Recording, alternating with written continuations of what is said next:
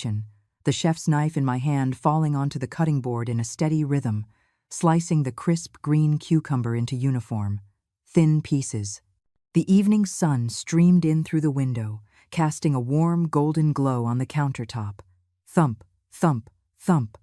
The sound of the knife hitting the board was especially clear in the quiet kitchen. 3 years ago, after Arthur passed away, I moved in with my son, Julian. Leo had just been born, and Clara's maternity leave was ending. She had to go back to work, and they really needed someone to help around the house. I still remember what Julian said when he came to pick me up. "Mom, we don't feel right with you living all alone. Come live with us. You can help look after Leo too." That phrase, "help look after Leo too," sounded a bit sharp at the time, but I didn't let it bother me. My grandson needed me. That was enough.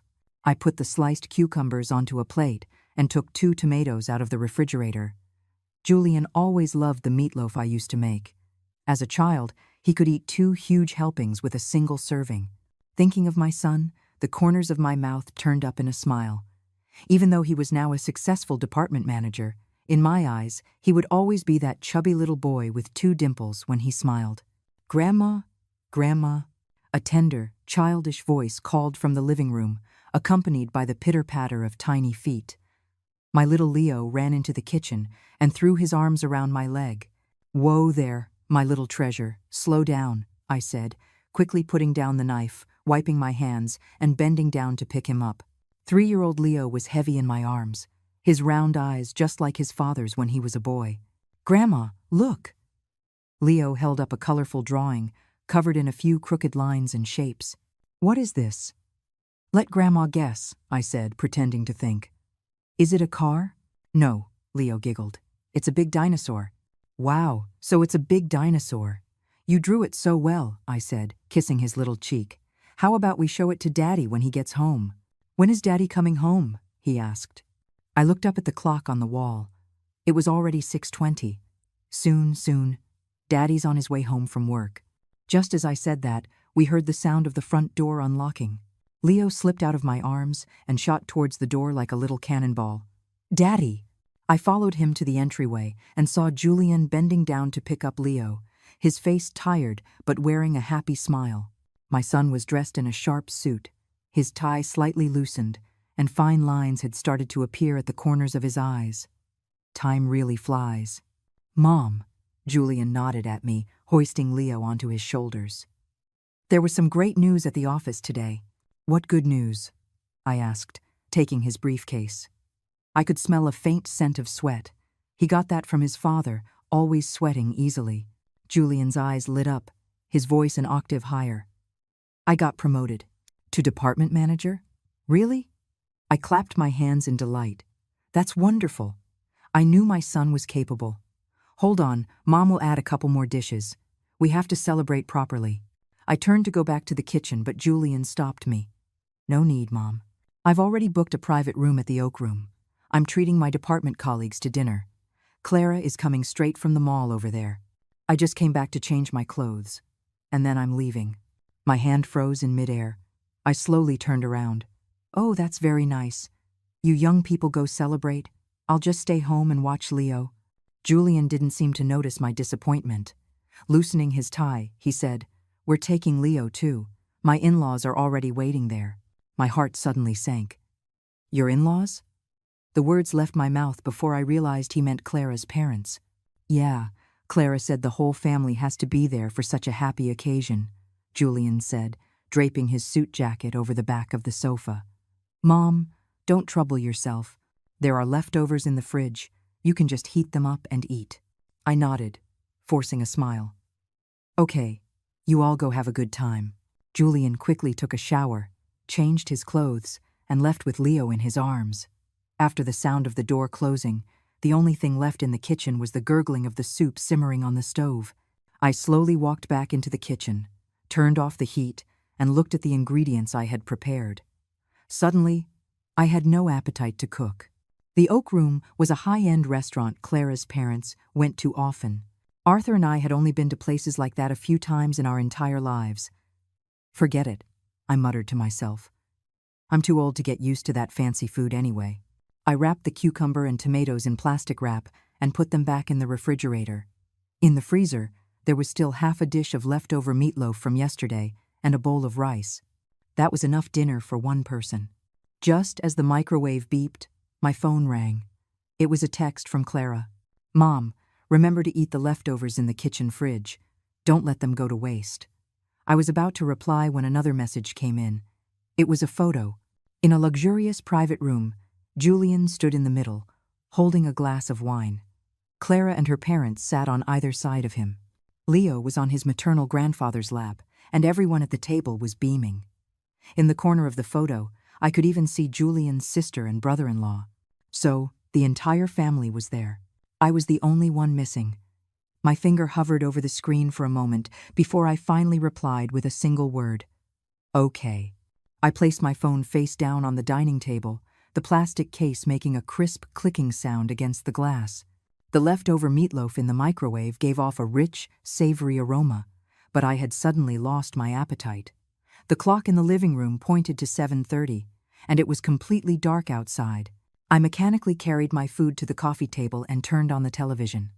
The local evening news was on, the anchorwoman's bright red lips opening and closing. I didn't hear a single word. My fingers, as if with a mind of their own, unlocked my phone and opened the photo album, scrolling to pictures from 3 years ago. It was the first New Year's after Arthur passed away. Our whole family took a group photo at the portrait studio near our building. Julian stood in the middle, with me on his left and Clara on his right. Leo was surrounded by the three of us, sitting on a small stool in the front row. Back then, I was still a part of the family portrait. A burst of laughter from the television pulled me back to reality. A family sitcom was playing on the screen. The actors were gathered around a dining table, talking and laughing.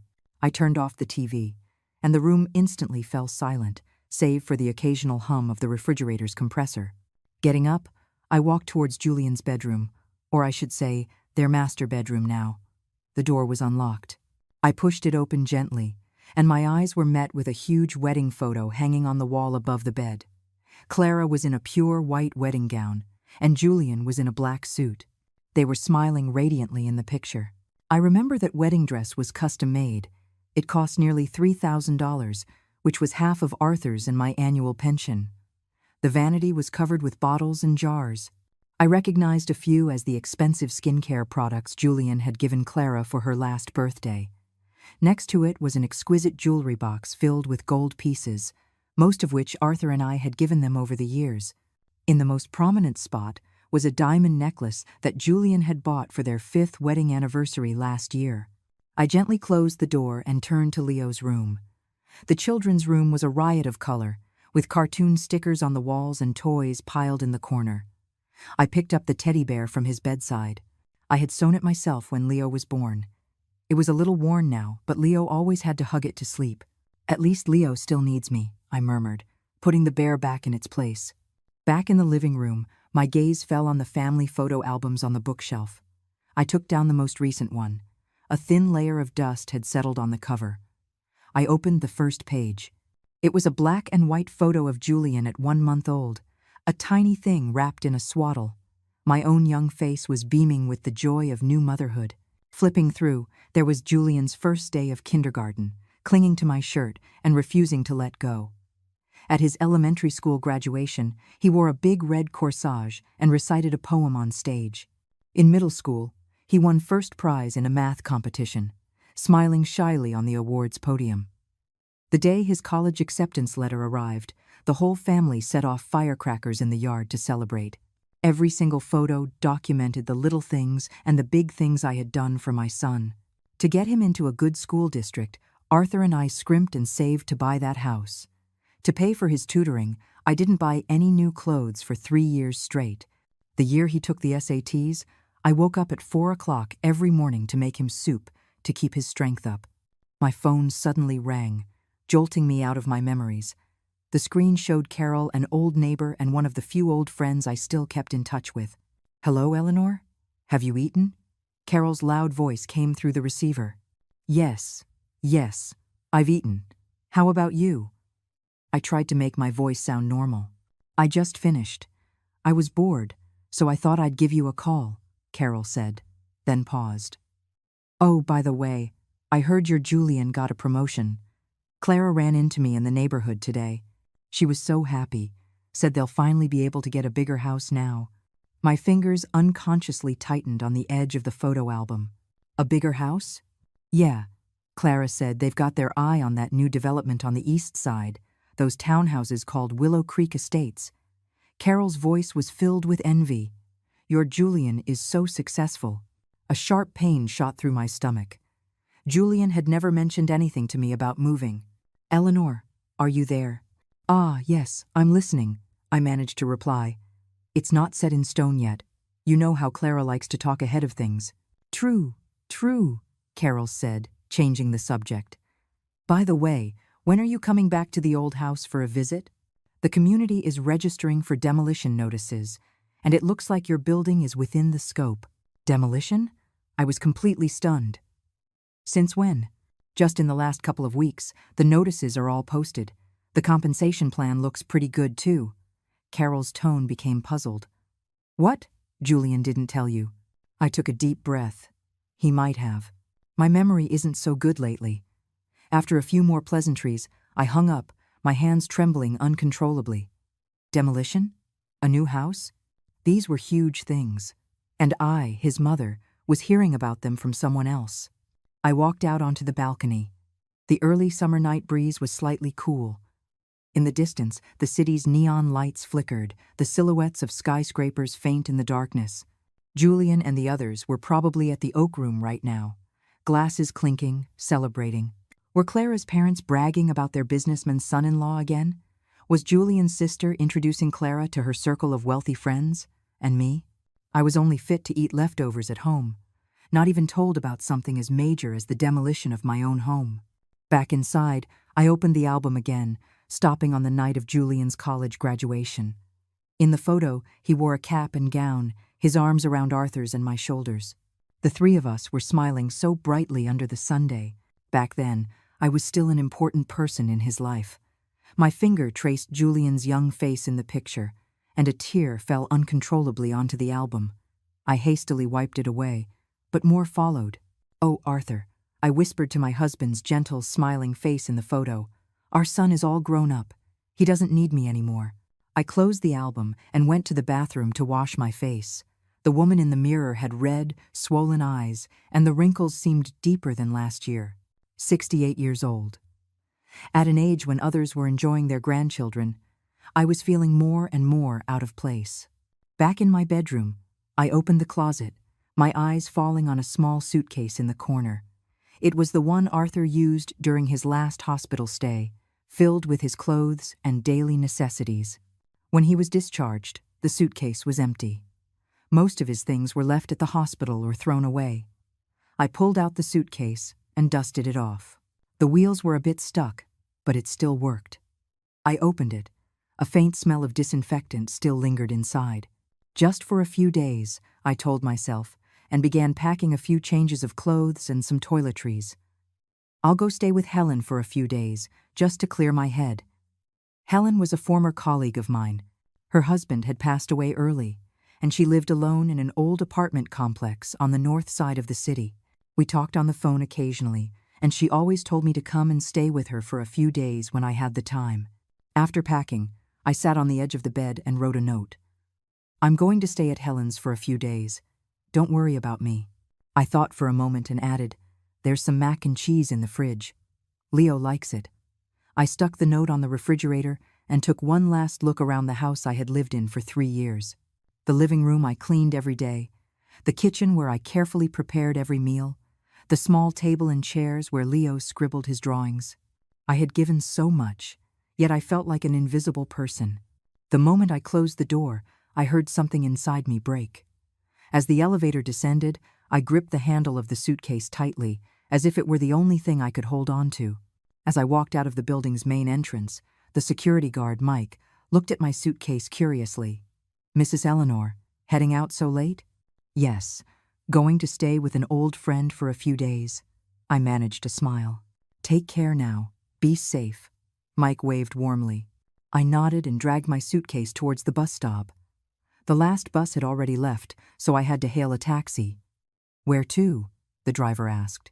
I gave him Helen's address, and then leaned back against the seat, closing my eyes. The car drove into the night, the distance from home growing farther and farther. My phone vibrated. It was a message from Clara. "Mom, where did you put Leo's formula? We're almost home." I looked at the screen and didn't reply. Let Julian find it himself. He should remember a little of how I took care of him when he was a child. The taxi stopped at a red light. Outside the window, a family of 3 was crossing the street. The young parents held their little girl's hands between them. They said something, and all 3 of them laughed. My vision blurred again. Once upon a time, Arthur and I held Julian's hand just like that, thinking that such happiness would last forever. "We're here," the driver's voice pulled me back to the present. After paying the fare, I stood downstairs from Helen's apartment, suddenly hesitant. Was it appropriate to disturb her so late? Would she think I was strange? While I was hesitating, my phone rang again. This time it was Julian. "Mom, where did you go?" "Leo has been crying for his grandma." I took a deep breath and replied, "I'm at Helen's for a few days. You two take good care of Leo." After sending the message, I turned off my phone. Tonight, just for once, I would be selfish. Dragging my suitcase upstairs, I stood in front of Helen's door and rang the doorbell. In the few seconds I waited for the door to open, I suddenly realized this was the first decision I had made for myself in 3 years. When Helen opened the door, her eyes widened like saucers. "Eleanor, my goodness, what is all this? Can I stay for a few days?" My voice was hoarser than I expected. Helen immediately pulled me inside and took my suitcase.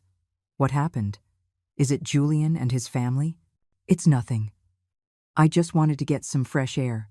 I forced a smile, but the muscles on my face felt stiff and disobedient. Helen's apartment was small, a 1-bedroom, but it was neat and tidy. A photo of her and her late husband hung on the wall. A few green plants sat by the television. The air had a faint scent of sandalwood, and an open book and a pair of reading glasses lay on the coffee table. "Have you eaten?" "I can heat up some soup for you," Helen asked with concern. "No, thank you, I've already eaten."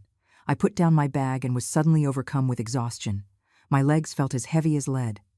Helen, sensing my condition, didn't press further. "Then you go take a hot shower first.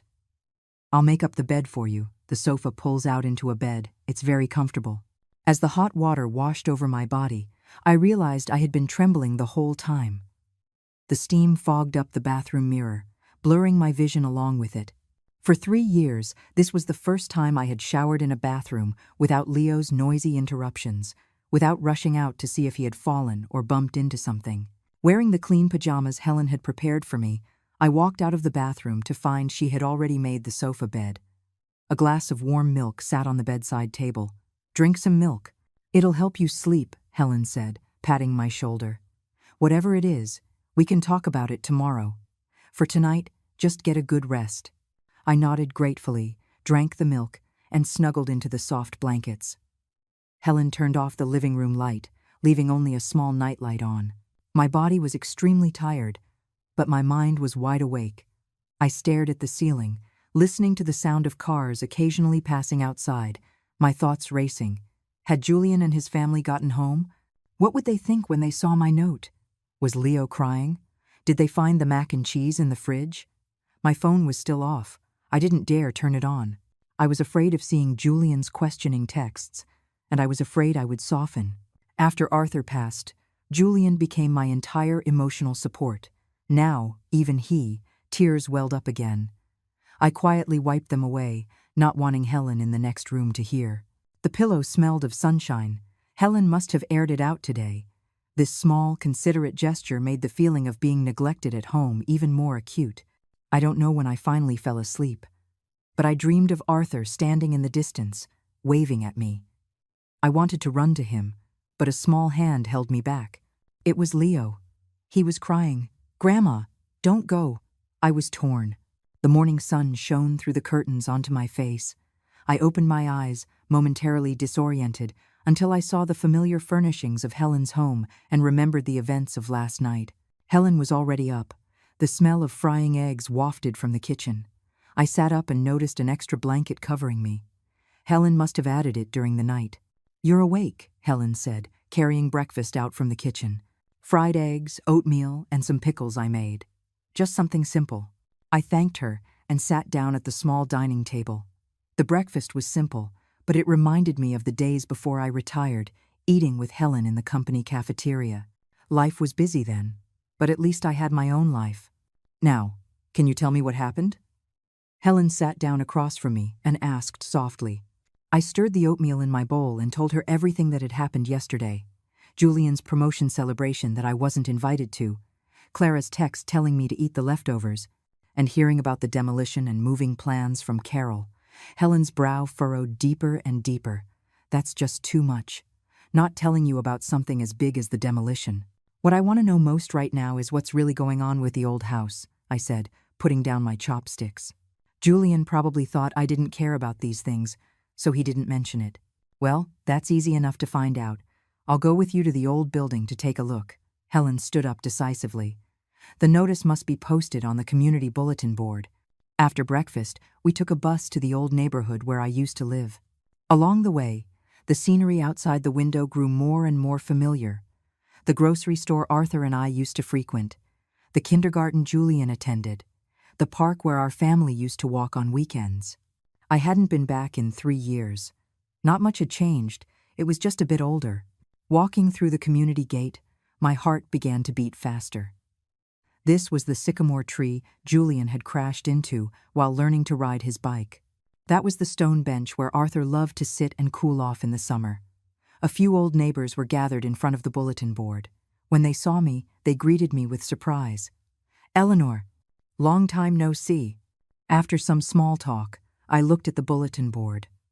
Sure enough, a conspicuous notice of intent for demolition was posted right in the middle.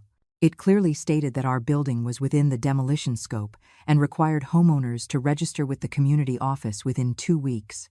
"Your Julian came by last week," said Mr. Robert, who lived across the hall from me. "He brought a stack of documents and talked to the community office people for a long time."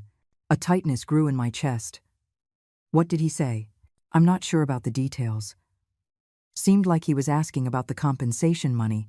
Mr. Robert shook his head. "Your place is large. The compensation should be quite a lot." Helen gently squeezed my hand. "Do you want to go ask at the community office?" The community office was right in the center of the complex. The staff member, Sarah, was an enthusiastic young woman who had often helped Arthur with his pension matters. "Mrs. Eleanor," Sarah stood up in surprise. "I haven't seen you in so long." I managed a smile and got straight to the point. "Sarah, I'd like to ask about the demolition of our building." Sarah flipped through a registration book. "Building 3, Unit 2, 502. The homeowner is Arthur Chen. Your son was here last week. He submitted copies of the property deed and IDs. The preliminary compensation estimate is around $300,000. $300,000?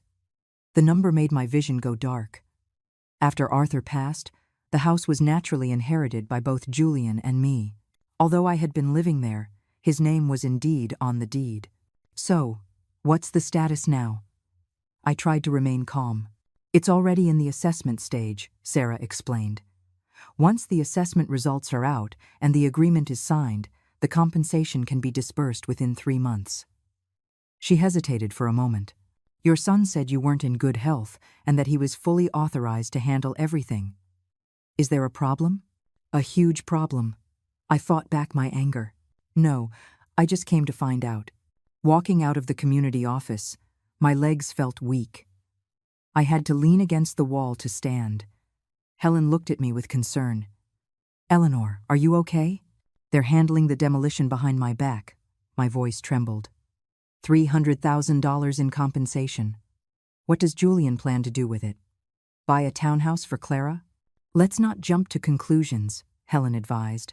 "Maybe Julian wanted to give you a surprise." I gave a bitter laugh. What kind of surprise needs to be kept from me? Standing in front of the old house I had lived in for over 20 years, I took out my key. I had never removed this key from my keyring. I inserted it into the lock, turned it, and the door opened. A musty smell hit me. The furniture was all covered in white cloths, and a thin layer of dust had accumulated on the floor. Sunlight streamed through the gaps in the curtains, illuminating the floating dust particles in the air. My footsteps left clear prints on the wooden floor. Everything here was so familiar: the rocking chair Arthur loved, the porcelain vase I used for flower arrangements, the basketball scuff mark Julian left on the wall in middle school. Our wedding photo still hung above the bed in the master bedroom. A young Arthur, handsome and tall, with me leaning shyly on his shoulder. The photo had yellowed, but the happiness felt like it was just yesterday. In the study, Julian's awards and trophies from childhood were neatly arranged on the bookshelf. Arthur always said he wanted to keep these for his grandson, to let him know how outstanding his father was. Julian's college class schedule was still stuck to the kitchen refrigerator with a magnet I bought on a trip to Washington, D.C. There was a crack on the windowsill by the sink, from a cup Julian had thrown in a fit of teenage anger. Every corner held a memory. And now, all of it was about to be leveled by bulldozers. What hurt even more was that my own son planned to handle all of this behind my back. "Eleanor, look at this," Helen said, holding a stack of documents she had found in a drawer in the study. I took the documents. It was the demolition office's assessment report and compensation plan. Julian's signature was already on it. There was also a power of attorney form, with a signature that sloppily imitated mine. I knew my own handwriting too well. This was definitely not my signature. He forged my signature. My voice was barely a whisper. Helen gasped. This is illegal." I mechanically flipped through the documents when I suddenly found a note tucked into the last page. It was written by Julian to Clara. "Honey, once the demolition money comes through, don't tell Mom at first. We'll bring her over to live with us after we buy the townhouse, so she doesn't worry about the money. I've already designed the basement as her room. It's close to the kitchen, convenient for her to cook." The basement. My room was in the basement. The world started to spin. I collapsed into Arthur's rocking chair. It let out a familiar creak. Once upon a time, Arthur sat here, holding a young Julian and telling him stories. Later, Julian sat here studying for his exams, and later, "Eleanor, what are you going to do?" Helen asked worriedly. I took a deep breath and suddenly made a decision. "I'm going to stay here for a few days." "Here?" Helen looked around, but the utilities should still be on. I stood up and pulled the dust cover off the sofa. "I need time to think, and I need evidence." Helen tried to dissuade me, but seeing the look on my face, she gave up. "Then at least let me help you clean up a bit." We worked together, quickly cleaning the dust from the living room and bedroom. Helen went to the corner store downstairs to buy some daily necessities and food. Meanwhile, I plugged in my phone to charge it and turned it on. Dozens of unread messages and missed calls popped up, mostly from Julian, with a few from Clara. The most recent one was from Julian, sent 10 minutes ago. "Mom, where on earth are you?" Leo cried all night. "We're all so worried about you." I hesitated for a moment, then replied, "I'm at the old house. I want to be alone for a few days. Don't worry." The message had just been sent when the phone rang. It was Julian. "Mom, why did you go to the old house? No one's lived there for so long." "It's not safe." Julian's voice was clearly frantic. "I'm coming to get you right now." "No need," I said calmly. "I want to stay here for a few days, to remember my time with your father. But Leo keeps crying for his grandma." Julian played his trump card. My heart did soften for a second, but then I remembered the documents and the note, and it hardened again. "You two are his parents. It's time you learn to take care of your child on your own. I'll be back on the weekend." I hung up and looked at Helen. "Can you do me a favor? I want to consult a lawyer." Helen nodded. "My nephew is a lawyer. He specializes in real estate disputes. I'll call him right now." That afternoon, Helen's nephew, David, came to the old house. He was a young man in his early 30s, wearing gold-rimmed glasses, and he spoke clearly and methodically. After listening to my story and reviewing the documents, David pushed up his glasses. "Mrs. Chen, first of all, forging a signature is illegal. This power of attorney is invalid. Secondly, this house was the joint property of you and your husband. After he passed away, both you and your son are legal heirs, each holding a certain percentage. Any disposal of the property requires the consent of both parties. So what should I do now? I asked. First, you should go to the community office and revoke that power of attorney, stating that you do not agree with the current arrangement, David said. Secondly, I suggest you have a serious talk with your son to understand his true intentions. After seeing David out, I sat on the newly made bed, watching the sunset through the window. The old house was quiet. Every evening the sunlight would stream in just like this. Arthur always called it the golden hour. My phone rang again. This time it was Clara. "Mom, please don't be angry. We didn't mean to not invite you to dinner. We just thought you wouldn't like that kind of occasion. Leo really misses you." I didn't reply. It wasn't that I disliked the occasion, it was that I disliked being excluded. It wasn't anger, it was heartbreak. As night fell, the familiar sounds of the old house began to emerge. One by one, the occasional gurgle of the water pipes, the soft whistle of the wind through the windows, the faint sound of the neighbor's television downstairs. These sounds, which once formed the background of my daily life, now sounded so dear. I decided to stay here for a few days to think carefully about the road ahead. 68 years old might not be too old. It might still be possible to start over. When the morning sun filtered through the sheer curtains, I momentarily thought Arthur was still beside me. I reached out to the other side of the bed, only to touch a cold sheet. Only then did I fully wake up. Mornings in the old house were exceptionally quiet. There were no cries from Leo, no hurried footsteps from Julian, no sound of Clara blow-drying her hair.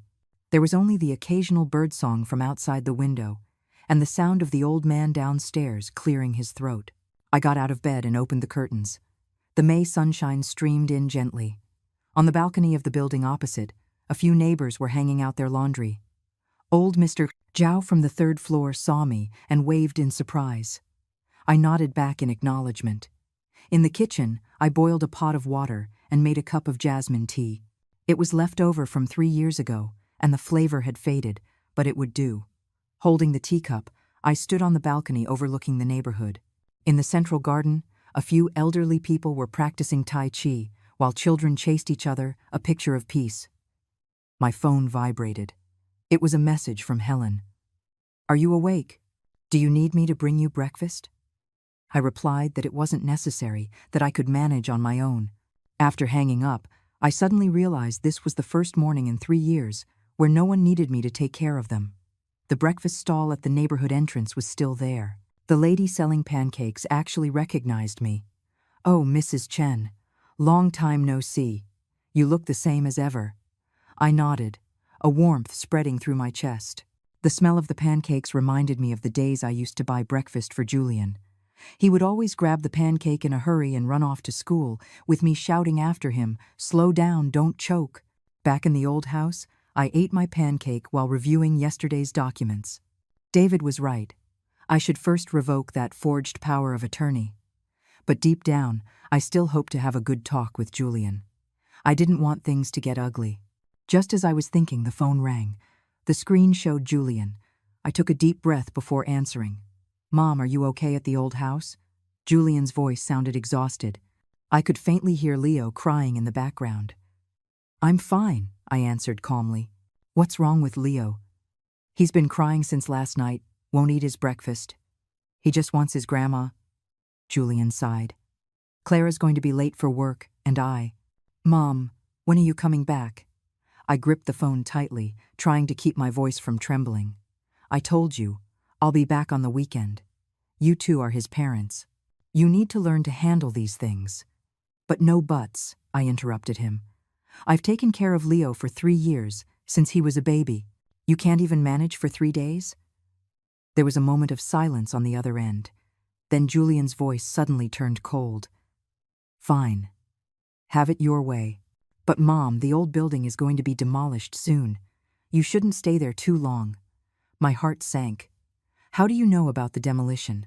"I heard it from the neighbors." Julian was clearly flustered. I have a meeting to get to. I'll hang up now." The call ended. I stared at my phone, a tightness in my chest. He was still lying. I decided not to wait any longer. I would go to the community office today and revoke that power of attorney. The community office had just opened. Sarah was organizing files. She was a little surprised to see me. "Mrs. Chen, you're here again?" "Sarah, I want to revoke the previous power of attorney," I said directly. "What?" Sarah was stunned. "But your son said you weren't well." "I'm perfectly fine." I took out my ID from my bag. The signature on that power of attorney was forged. I knew nothing about it. Sarah's face changed. "This is a very serious matter." "I know," I nodded. "That's why I'm here to clarify the facts. My son and I are co-owners of the property. Any demolition agreement requires both our signatures, correct?"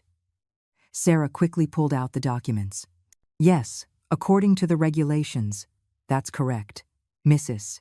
Chen, would you like to discuss this with your son first?" "No need." My voice was calm but exceptionally firm. "Please help me with the revocation procedure. Also, please notify me directly of any progress regarding the demolition." After completing the paperwork, I walked out of the community office. The sun on my face felt like a weight had been lifted. For the first time in 3 years, I had made a decision for myself. For the first time, I had clearly said no. Back at the old house, I started to sort through some personal belongings. There were still a few of Arthur's clothes in the closet. I took them out and stroked them gently. They no longer carried his scent, but the warmth of his memory was still vivid. In the bedside table, there was a photo album filled with pictures of Julian from childhood to adulthood. I flipped through them one by one, tears blurring my vision. In the afternoon, Helen came to see me, bringing hot muffins and some homemade pickles. "Did it go smoothly at the community office?" she asked while helping me pack. "I took care of it." I nodded. "Sarah said they will issue a new notice requiring both parties to be present to sign. So, what are you going to do next?" I put down the photo album and sighed deeply. "I don't know." David said I'm entitled to a portion of the demolition money. I could buy a small condo for myself. But what? "But I don't want to lose Julian and Leo." Tears finally broke through. "They're my only family." Helen hugged me, gently patting my back. "Silly woman, you're Julian's mother. That will never change. He might be influenced by Clara right now, but blood is thicker than water. One day, he'll understand." As we were talking, the doorbell suddenly rang. Helen went to open the door, then let out a surprised cry. "Eleanor, come and see this." I wiped my tears and walked to the door. The hallway was filled with large and small bags, baby formula, diapers, Leo's favorite snacks, and a few boxes of health supplements. On top of it all was a note. "Mom, we don't know where Leo's things are. Please use these for now. Love, Julian." I crouched down and looked through the items, a mixture of feelings in my heart. What was this? A carrot after the stick? Or did he genuinely care? "Should you call him?" Helen asked. I shook my head. "Let's wait a little longer." That night, I tossed and turned, unable to sleep. Every corner of the old house reminded me of the past. At 2 a.m, my phone screen suddenly lit up. It was a photo from Clara. Leo's eyes were red and swollen from crying, and he was clutching the little teddy bear I made for him. The caption read, "Leo misses his grandma." My heart felt like it was being pricked by a needle. For 3 years, Leo had slept by my side almost every night. How scared he must be now. I almost grabbed the phone to call Julian, but in the end, I put it down. If they truly cared about my feelings, they wouldn't have forged my signature, wouldn't have planned to put me in the basement, and wouldn't have forgotten only me during a family celebration. On the 3rd morning, I decided to go for a walk. The park near the neighborhood was a place Arthur and I often visited. We would always sit on a bench and have breakfast after our morning exercises. The park hadn't changed much, only the trees were taller. I sat on our familiar bench, watching the morning light on the lake, lost in thought. "Mrs. Chen, is that you?" A gentle male voice came from behind. I turned around to see a spirited, elderly man with white hair and gold-rimmed glasses. He looked familiar. "I'm James Peterson. I used to be an English teacher at the high school. I was a colleague of your husband's," the man introduced himself with a smile. It was then that I remembered. "Mr. Peterson, it's been a long time." Mr. Peterson sat down next to me. "I heard you moved in with your son. What brings you back?" I briefly explained the situation, omitting the unpleasant parts. Mr. Peterson nodded without asking further questions. I live alone now, he said. After retiring, I joined the senior program at the community center. I teach a calligraphy class. Life is quite fulfilling. He took out his phone and showed me some photos of their activities, calligraphy exhibitions, poetry readings, a senior choir. The elderly people in the photos were all smiling, full of life. We have a calligraphy and painting exhibition next week at the Cultural Center, Mr. Peterson said warmly. Would you be interested in coming? Just as I was about to answer, my phone rang. It was Julian. I hesitated, then answered, Mom. Julian's voice was unusually anxious. Leo has a high fever. He keeps calling for Grandma. Can you come back and see him? My heart clenched. What's his temperature? 103.1. We just gave him some fever reducer, but it's not going down. Julian's voice was filled with unprecedented panic. We don't know what to do. I gripped the phone, my heart torn. Leo was sick. I should go back and take care of him. But if I went back just like that, what was the point of all my resolve? Mom, I'm begging you. Julian's voice choked up. Leo really needs you.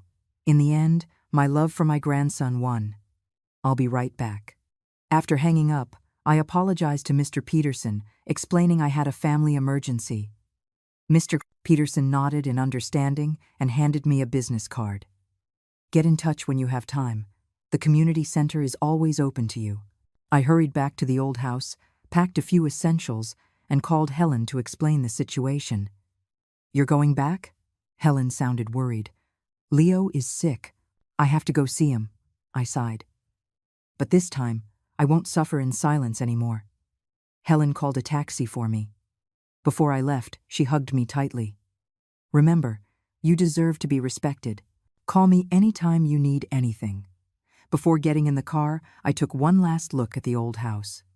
This short escape had made me understand many things. I was no longer just a caregiver, a neglected mother and grandmother. I was a person with rights and dignity, deserving to be heard and respected. The taxi headed towards Julian's house. My heart was no longer as lost as it was when I left. No matter what I had to face next, I had found a part of myself again, the Eleanor who, besides being a mother and grandmother, still had her own life. When the taxi stopped downstairs at Julian's building, a light rain began to fall. I didn't have an umbrella, so I had to cover my head with my bag and run into the building. As the elevator ascended, my heart beat faster and faster, worried about Leo's condition and anxious about the confrontation to come. I inserted the key into the lock. The moment the door opened, I heard Leo's heart-wrenching cries. Without changing my shoes, I rushed directly to the children's room. Leo was lying on the bed, his little face flushed red from the fever, tears and snot covering his face. Clara was clumsily trying to take his temperature, while Julian stood nearby, holding a half-spilled cup of medicine. Seeing me, they both looked immensely relieved. Mom! Julian practically ran over. You're finally back. I ignored him and went straight to the bed, feeling Leo's scorching forehead. Leo opened his teary eyes, saw it was me, and immediately reached out his little hands. Grandma, it hurts. Where does it hurt, sweetie? I asked softly, expertly checking his throat and ears. My head hurts, Leo sobbed. I took the thermometer and measured again 102.7. It was indeed very high. I opened the medicine cabinet, found the cooling patches I always used, and stuck one on Leo's forehead. Then, I soaked a towel in warm water and gently wiped his hands and feet. Have you been to the hospital? I asked, my eyes not on Julian or Clara. Not yet, Clara stammered. We wanted to see if the fever reducer would work first. I took a deep breath, suppressing my frustration. With such a high fever for so long, it could be tonsillitis or an ear infection. He needs to go to the hospital, so we go now? Julian asked, his tone uncertain. Of course, now. I picked up Leo. He quieted down a little in my arms, his small hands clutching my collar tightly. Julian hurriedly grabbed the car keys, and Clara ran into the bedroom to change. Watching their frantic state, I suddenly realized that in the 3 years I had been taking care of Leo, they had barely participated in his daily care. They didn't even know the most basic responses. The emergency room at the children's hospital was always crowded. We waited for nearly an hour to see a doctor. The diagnosis was acute tonsillitis, requiring an IV drip of antibiotics. Leo burst into tears at the sight of the needle. I had to hold him, softly humming his favorite nursery rhyme to calm him down. As the nurse inserted the four, Julian and Clara stood by, helpless. The nurse gave them a strange look. The parents can help hold the child still. Only then did Julian step forward and awkwardly hold Leo's leg. The moment the needle went in, Leo cried even louder. My heart ached so much I almost cried too. It was late at night by the time the IV drip finished. Leo's fever had subsided a little, and he'd fallen asleep in my arms. On the way home, the car was silent, except for the sound of the rain hitting the windows and Leo's steady breathing. When we got home, I settled Leo in his bed and stayed by his side. Julian and Clara hovered at the doorway, seeming to want to say something but not daring to. "You two go get some rest," I said without turning my head. "I'll stay with Leo tonight." They left as if granted amnesty. I listened to their footsteps recede and sighed softly, tucking Leo in. At 3 in the morning, Leo's fever finally broke, and his breathing became steady. I leaned back in the chair by his bed, exhausted but unable to sleep. My phone screen lit up. It was a message from Helen. "How's Leo? Do you need my help?" I replied. "We've seen a doctor. He's stable now." Helen quickly replied. "That's good. By the way, my nephew said if you need legal advice, you can contact him anytime." I had just put down my phone when I heard a soft knock on the door. Julian was standing there, holding a glass of warm milk. "Mom, thank you for your hard work." He handed me the milk. "Is Leo better?" I took the milk and nodded. "The fever's gone. He should be fine." Julian sat down by the bed, looking at the sleeping Leo, hesitating to speak. After a moment of silence, he finally said, "Mom, where were you these past few days? We were really worried." "I was at the old house," I said calmly. "I saw the demolition notice, and I saw the power of attorney you forged with my signature." Julian's face turned pale instantly. "Mom, let me explain." "Explain what?" My voice was still calm, but each word was as cold as an icicle. "Explain how you handled the old house behind my back? Explain how you and Clara planned to use the demolition money to buy a townhouse? Or explain how you planned to have me live in the basement?" Julian's eyes widened, clearly not expecting me to know so much. "Mom, it's not what you think. We wanted to give you a surprise." "Enough," I hissed, keeping my voice low so as not to wake Leo. "You're still lying." Julian hung his head, his hands wringing nervously. "I'm sorry, Mom. It was Clara. She said you were getting old, that we should just handle these things. So in your eyes, I'm already senile, not worthy of knowing my own house is being torn down?" My voice trembled. "Julian, that house was your father's and my life's work. And you so easily—" "Mom," Julian suddenly grabbed my hand. "After the demolition money comes, we'll definitely give you a share. It's just that Clara has always wanted a bigger house, and you know how real estate prices are now." I pulled my hand back, feeling a chill in my heart. "So how much were you planning to give me? A room in the basement?" Julian was speechless, his eyes darting away. Just then, Leo turned over in his sleep and murmured, "Grandma." We both looked at him, speechless for a moment. "Go to bed," I finally said. "We'll talk tomorrow." Julian, as if granted another amnesty, quickly left the room. I leaned back in the chair, looking at Leo's sleeping face, tears streaming down silently. This was the son I had raised. To please his wife, he could deceive his own mother like this. The next morning, Leo's fever was completely gone, and he was in much better spirits. I made him his favorite steamed egg custard, feeding it to him one small spoonful at a time. Clara came out of her room and saw this, her expression complicated. "Mom, thank you for last night." I didn't respond, just focused on feeding Leo. Clara stood there awkwardly for a moment, then went to the kitchen to make coffee. Julian came out with dark circles under his eyes, obviously having not slept well all night. He sat across the dining table, wanting to speak but hesitating. Leo happily called out, "Daddy," breaking the heavy atmosphere. "Daddy, Grandma's back," Leo said, waving his arms. Julian forced a smile. "Yes, Grandma's back. Is Leo happy?" "Happy," Leo answered loudly, then turned to me. "Grandma's not leaving." I kissed his cheek. "Grandma will always be with Leo." This sentence seemed to relieve Julian. The tense expression on his face softened. But I knew the problems between us were far from resolved. After breakfast, Clara went to work. Julian said he had taken a half-day off to help at home. While Leo was watching cartoons, Julian finally gathered the courage to speak. "Mom, about the old house, can we talk properly?" I put down the cleaning cloth and sat on the sofa. "Go ahead. I'm listening." "First, I apologize for handling the demolition behind your back," Julian said, his head bowed like a child who had done wrong. "But you have to believe, we never intended to mistreat you. Then why forge my signature?" I looked him straight in the eye. Julian avoided my gaze because Clara said you might not agree to demolishing the old house. After all, there are so many memories. "So you just made the decision for me?" I shook my head. "Julian, I am your mother, not an elderly person whose life you can just arrange. I have the right to know, the right to decide." "I was wrong, Mom." Julian's voice was tinged with tears. "You can punish me however you want, just please don't be angry with me anymore." Seeing his red-rimmed eyes, my heart softened a bit, but then I remembered the documents and the plan, and it hardened again. "I'm going to revoke that power of attorney. I will be personally involved in the demolition process. As for how the compensation money is divided, we need to have a serious talk." Julian nodded repeatedly. "Whatever you say, Mom. As long as you don't leave this family, anything is fine." "Julian," I interrupted him. "I came back because Leo was sick, not because I've forgiven what you've done. We need time to talk properly and rebuild trust." Julian fell silent.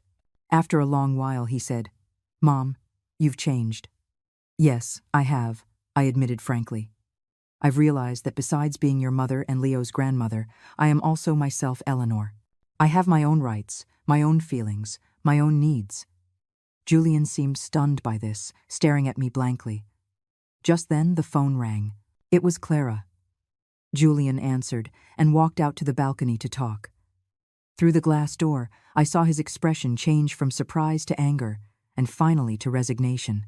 After hanging up, he came back with a grim face. "What is it?" I asked. "Clara. She's not happy that you want to be involved in the compensation distribution," Julian said with difficulty. "She says that money is very important for us to buy a house." I took a deep breath. So in her eyes, my rights are less important than your plan to buy a house. Julian didn't answer, but his silence said everything. My heart turned completely cold. "Mom," Julian finally spoke, his voice cold and stiff. "Have you had enough? Leo has been crying non-stop. Clara's work has been affected, and now you want to interfere with the demolition money. Can't you be a little more considerate of us?" I looked at him in shock, unable to believe these words came from the son I had worked so hard to raise. All the grievances, anger, and sadness churned in my chest, but I maintained a calm facade. "Julian," I said slowly, "legally, I am entitled to a portion of the demolition money from the old house. As for taking care of Leo, I do it out of love, not obligation." Julian's expression stiffened. "What do you mean?" I looked him straight in the eye. "If you and Clara think I'm just a free nanny and a cash machine you can dispose of at will, you are mistaken." Julian's phone rang again. He glanced at it and irritably rejected the call. "Mom, can we please not fight? How much money do you want? Just say it." The words stabbed me like a knife. I stood up, my voice trembling. "You think all I want is money?" "Julian, what I want is respect. To be treated as a person with thoughts and feelings, not an accessory in your lives." Leo was frightened by our argument and started to sob. I quickly went to him and held him, soothing him softly. Julian stood by, his expression complex. Once Leo calmed down, I decided to bring up the key issue. "The demolition appraisal is about $300,000, right?" Julian was clearly flustered. "How? How did you know?" "I asked at the community office," I said calmly. They also told me you had already submitted the documents, intending to handle everything yourself. Julian's face turned red, then pale. Mom, we can discuss this properly. Discuss?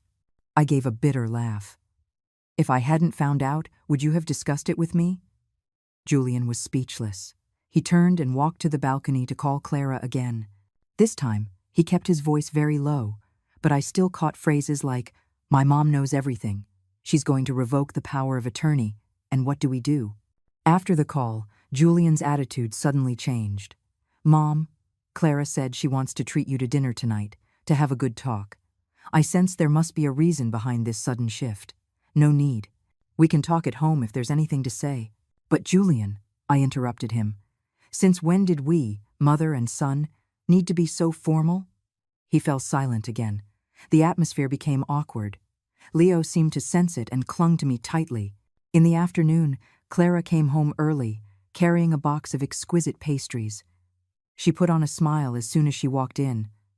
"Mom, I heard you like the walnut crisps from this place. I bought some especially for you." I thanked her but didn't engage further. Clara awkwardly placed the pastries on the table, then pulled Julian into the bedroom. Before closing the door, I heard her whisper, "We have to appease her." Otherwise the door closed, and I couldn't hear the rest, but it was enough to make my heart sink. As expected, their kindness had an ulterior motive. Clara took the initiative to cook dinner, which was extremely rare.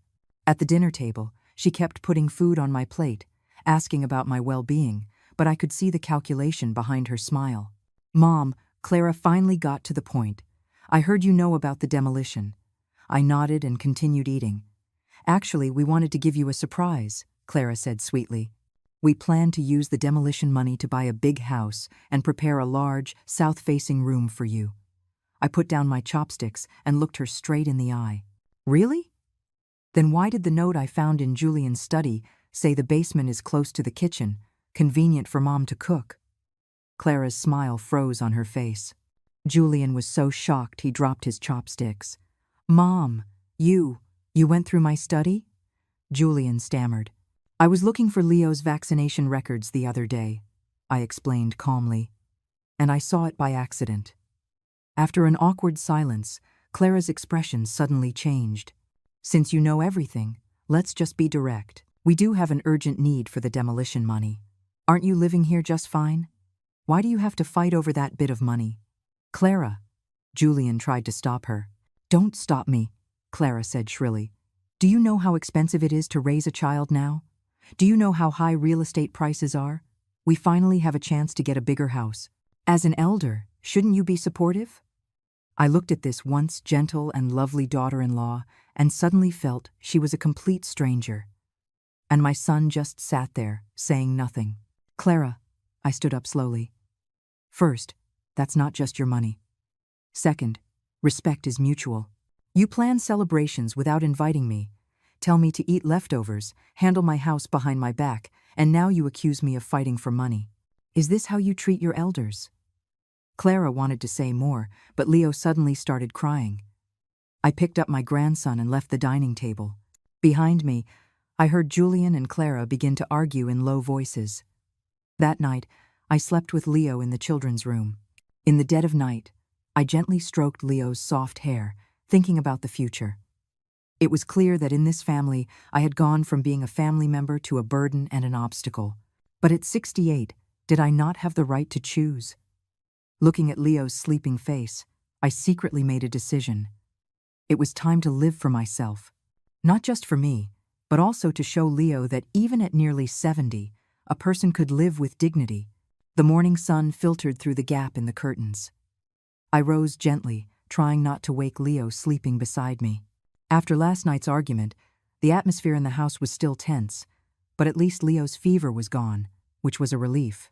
In the kitchen, I put water on to boil for oatmeal, moving as quietly as possible.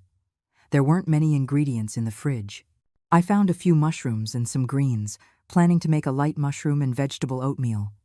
As I chopped the vegetables, my thoughts drifted back to the community center Mr. Peterson had mentioned. Calligraphy.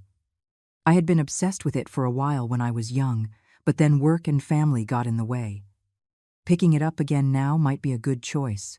By the time the oatmeal was ready, Julian walked into the kitchen, rubbing his eyes. "Mom, you're up so early?" "I'm used to it," I answered briefly, placing a bowl of oatmeal on the table. I made Leo's separately. "We can heat it up when he wakes." Julian sat down, staring blankly at his bowl. I noticed the dark circles under his eyes. He clearly hadn't slept well. "Mom?" he began hesitantly. "About last night.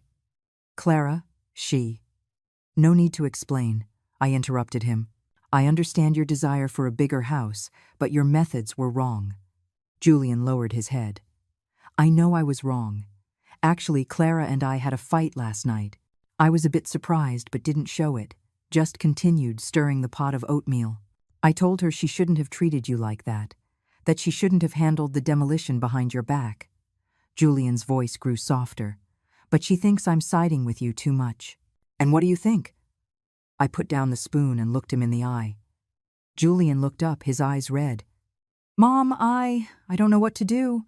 "It's you on one side, and Clara and Leo on the other. I don't want to lose any of you." Seeing his pained expression, my heart softened. It was true. The son caught in the middle had his own difficulties. But understanding didn't mean compromising. "Julian," I sat down across from him. "I'm not asking you to choose between me and Clara. I just want to be treated as a person with thoughts and dignity, not an accessory to be arranged by you." Julian was silent for a moment, then suddenly said, "Mom, you've really changed a lot. Have I? You never used to express your dissatisfaction so directly.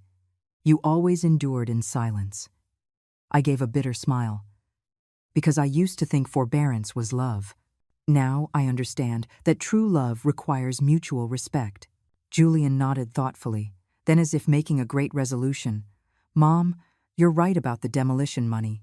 It should be divided fairly. I'll talk to Clara again." I patted his hand. "Let's eat breakfast first. The oatmeal is getting cold." After breakfast, Julian went to work. Clara took the day off. Whether to genuinely spend time with Leo or to keep an eye on me, I didn't know. She stayed in her bedroom until after I put Leo down for his nap. "Mom." She stood at the kitchen doorway, her tone much softer than last night. "Can we talk?" I dried my hands and gestured for her to sit. "Go ahead." Clara wrung her hands. "About yesterday, my attitude was bad. I apologize." I didn't respond immediately, waiting for her to continue.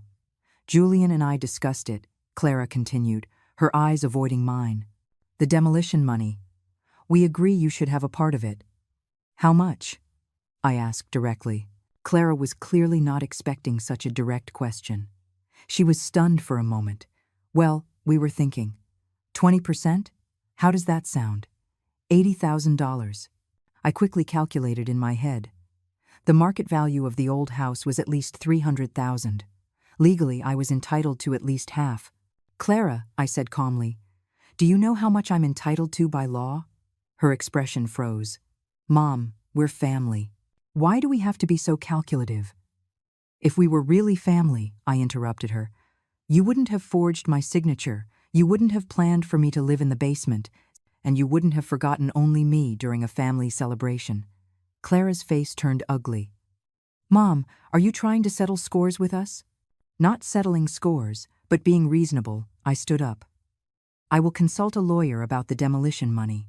I won't give up what's mine, and I won't take a penny that isn't." Clara shot up from her chair, which scraped harshly against the floor. "Fine. Since you want to tear things apart, don't blame us for being merciless."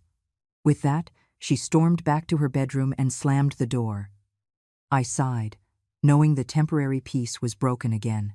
But strangely, I didn't feel the panic or self-blame I used to. Instead, I felt a sense of relief. At least we didn't have to pretend to be a happy family anymore. In the afternoon, while Clara took Leo downstairs to play, I called Mr. Peterson to ask about the calligraphy class at the community center. "Mrs. Chen," Mr. Peterson's voice was full of surprise. "I was just about to contact you. The calligraphy class starts tomorrow at 2 in the afternoon. Are you interested in trying it out?" "I'd like to try," I said, "but I might not be able to make it on time every week." "No problem, Mr. Peterson said warmly. "We're very flexible here. You're welcome any time. After hanging up, I felt a long-lost sense of anticipation. Calligraphy. I wondered if my hands, which hadn't practiced in over 30 years, could still write well. In the evening, Julian worked late and didn't come home for dinner. The dinner table was just me, Clara, and Leo. The atmosphere was so heavy that even Leo noticed, eating his food quietly without a word.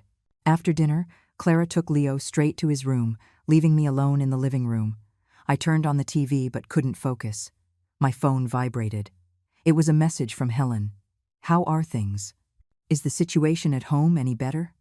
I replied, "Calm for now, but the problem isn't solved. I'm thinking of going to the community center tomorrow." Helen quickly replied, "Good idea. Getting out will do you good. By the way, my nephew said if you need legal help, you can call him anytime." I thanked her and put down my phone. Legal action was the last resort. I still hoped to resolve things peacefully with Julian and his family. The next morning, Julian was home for breakfast for a change. Clara was still asleep. I made his favorite biscuits. "Mom," Julian said, taking a bite, "do you have any plans today?" "I'm thinking of going to the community center this afternoon," I told him truthfully. "Mr. Peterson invited me to join the calligraphy class." Julian was clearly surprised. "A calligraphy class? Since when were you interested in calligraphy?" "I loved it when I was young, but then I got busy with work and family and had to put it aside." I poured him a glass of orange juice. "Now that I have time, I want to pick it up again." Julian nodded thoughtfully. "That's great. You should have some hobbies of your own." I sensed a change in his attitude. "Did Clara say something to you?" Julian put down his fork and sighed. "She said you threatened to get a lawyer to divide the demolition money." "I didn't threaten. I corrected him. I just said I would consult a lawyer to understand my rights." "Mom," Julian suddenly grabbed my hand, "let's not take it that far, okay? A family suing each other. It would be so ugly." Looking at his pleading eyes, my heart softened. "Julian, I don't want that either. But you both must respect my rights and my feelings." He nodded. "I understand. I'll try to talk to Clara again." After breakfast, Julian went to work. Clara got up and took Leo straight to her parents' house without even saying goodbye. I was alone at home and felt a sense of relief. At 1:30 in the afternoon, I packed a small bag and took the bus to the community center. On the bus, I watched the street scenes flash by, remembering the days when I used to carry my art supplies to class. Back then, I too had artistic dreams. The community center was on the 3rd floor of the cultural building, spacious and bright. The hallway was decorated with artworks by the members. Although the skill levels varied, you could see the heart poured into each piece. "Mrs. Chen." Mr. Peterson greeted me from a classroom, warmly shaking my hand. "I'm so glad you came." He showed me around the facility, introducing me to a few active classes, the choir, the painting class, the Tai Chi group, and finally, we arrived at the calligraphy classroom. A dozen or so silver-haired students were practicing. They nodded and smiled kindly when I entered. "Today, we're learning the basic strokes of standard script." Mr. Peterson introduced me to the class.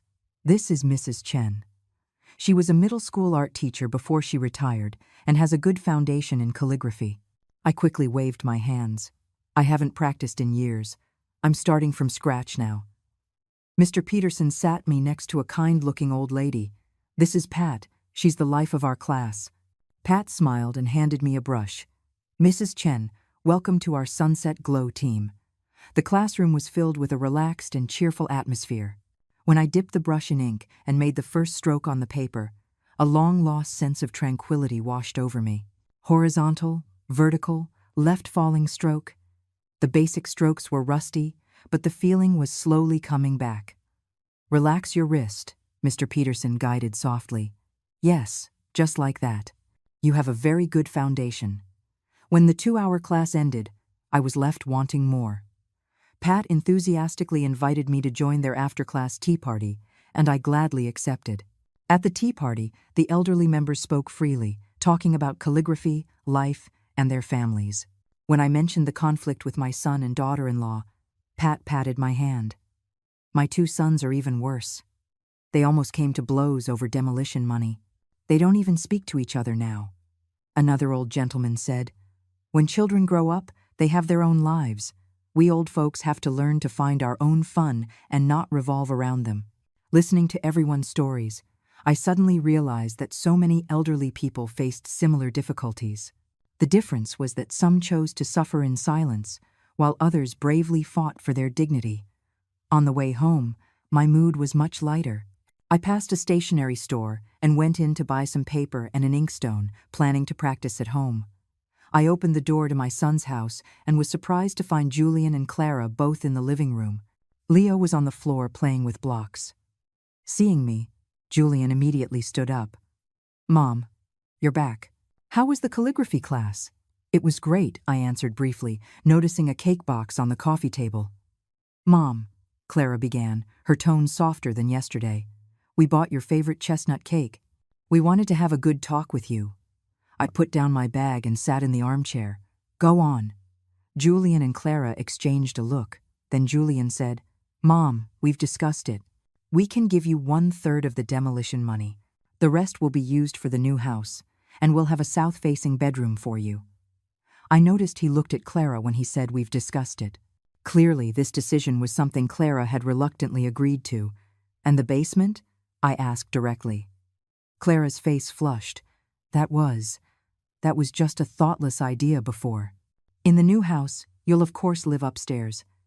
I didn't respond immediately, instead looking at Leo. The little guy was focused on his blocks, a serious look on his face. His t-shirt collar was dirty, and his nails were a bit long, details I usually took care of. "Leo," I called softly, "come to Grandma." Leo immediately dropped his blocks and ran over, stumbling into my arms. I stroked his hair and smelled the familiar scent of his baby shampoo. My heart softened. "Mom," Julian took the opportunity to say, "is this arrangement okay? We're a family. We can discuss and solve any problem." I took a deep breath. "Julian, Clara, I can accept the 1/3 distribution plan, but I have one condition." "What condition?" Clara immediately became alert. "I need to have my own independent living space and time," I said calmly. "For example, I'll go to the community center 3 days a week, and you two will take care of Leo yourselves." Clara frowned. "But Clara," I interrupted her, "Leo is already 3 years old. You are his parents. You should take on more responsibility." "I can help, but not do everything." To my surprise, Julian nodded first. "Mom is right. We should spend more time with Leo." Clara glared at him, but didn't object further. "Also," I continued, "I want to be involved in the design of the new house. I will decide on my own room." This time, Clara clearly hesitated, but Julian squeezed her hand, and she reluctantly nodded. "Okay, then it's settled." I picked up Leo. "Now, who's going to tell me why Leo's nails are so long?" Julian and Clara looked at each other, both embarrassed. I shook my head, took out the child's nail clippers from the drawer. "Watch, I'll teach you how to cut Leo's nails." That evening, the atmosphere at home eased considerably. Although Clara was still a bit unnatural, at least she wasn't giving me the cold shoulder. Julian was visibly relieved and even tried some of my calligraphy practice sheets, praising my talent. Before bed, I sat on my bed and looked through the photos I took today on my phone, the group photo from the calligraphy class, the harmony in the family piece I wrote, Leo's focused face as he played with his blocks. Suddenly, a new message popped up. It was from Mr. Peterson with next week's class schedule, followed by a sentence. "Mrs. Chen, your brushwork has a lot of spirit. Keep it up, and you'll surely achieve great things." I smiled, put down my phone, and turned off the lamp. In the darkness, I felt for the first time that beyond the roles of mother and grandmother, I could also be Mrs. Chen, the student, and that young girl who once had artistic dreams. The morning sun streamed through the sheer curtains. I opened my eyes and took a moment to realize it was Saturday. Leo didn't have to go to preschool, and for once, Julian and Clara were both home. After getting up and washing, I tied on my apron to make breakfast. In the kitchen, I fried eggs while thinking about yesterday's calligraphy class. Mr. Peterson taught us the 8 principles of Yong, the foundation of standard script. My wrist was still a little sore, but the long-lost feeling of concentration was captivating. "Grandma?" Leo ran into the kitchen barefoot and hugged my leg. I want a fried egg. Okay, Grandma's making them right now. I bent down and kissed his cheek. Go wake up Mommy and Daddy. Leo bounced off.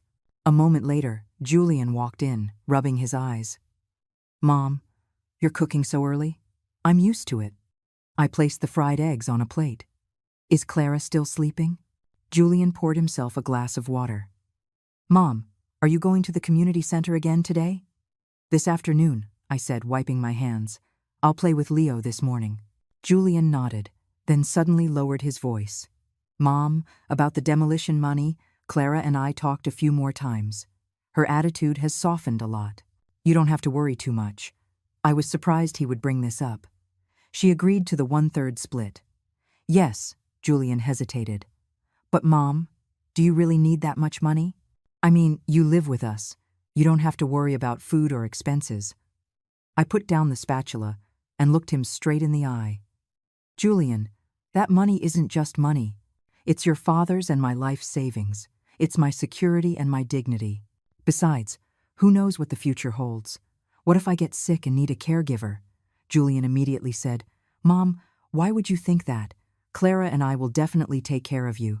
I didn't argue, just smiled. I hope so. After breakfast, Clara finally got up, looking unwell. She ate a little, then said she had to go out. Working on a Saturday? Julian asked. Meeting a friend to look at houses, Clara glanced at me. Since Mom is taking 1/3 of the money, we have to reconsider our budget. Julian gave me an awkward look. Clara, it's all right, I said calmly. You should plan carefully. By the way, can I see the floor plans for the new house? Clara hesitated. They're still in the design phase. I'll show you when they're finalized. After she hurried out, Julian explained. Clara is just anxious. She actually respects you a lot. Julian, I interrupted him, you don't always have to make excuses for Clara. I know what she's thinking.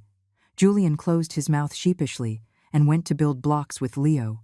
After cleaning the kitchen, I took out the paper and brush I bought yesterday and started practicing at the dining table. Horizontal and vertical strokes, left falling and right falling. The ink marks on the paper were still not smooth, but they were better than yesterday's. Leo came over curiously. Grandma, are you drawing? This is writing, I explained with a smile. Grandma is learning calligraphy. I want to learn too. Leo excitedly climbed onto a chair. I held his small hand and showed him how to hold the brush. Come, Grandma will teach you to write Leo. Julian watched from the side and suddenly took out his phone to take a picture of us. Mom, you teaching Leo to write is such a heartwarming scene. At noon, Clara didn't come back for lunch. Julian ordered takeout. After lunch, Leo took a nap, and I prepared to leave for the community center. Mom, Julian said at the door, holding my bag for me. Be careful on your way. This small gesture of concern warmed my heart. Okay. You two take good care of Leo. The community center was especially lively today. They were holding an art exhibition next week, and everyone was busy preparing their work. Mr. Peterson saw me and greeted me warmly. Mrs. Chen, perfect timing. We're short on hands to set up the exhibition area. Can you help? I gladly agreed and worked with several other members to hang paintings, stick labels, and arrange the displays. Pat chatted with me while we worked. Mrs. Chen, did you resolve your family matter? It's calmed down for now. I briefly explained the compensation plan. But they still won't show me the floor plans for the new house. Pat snorted. Be careful. They might be up to something.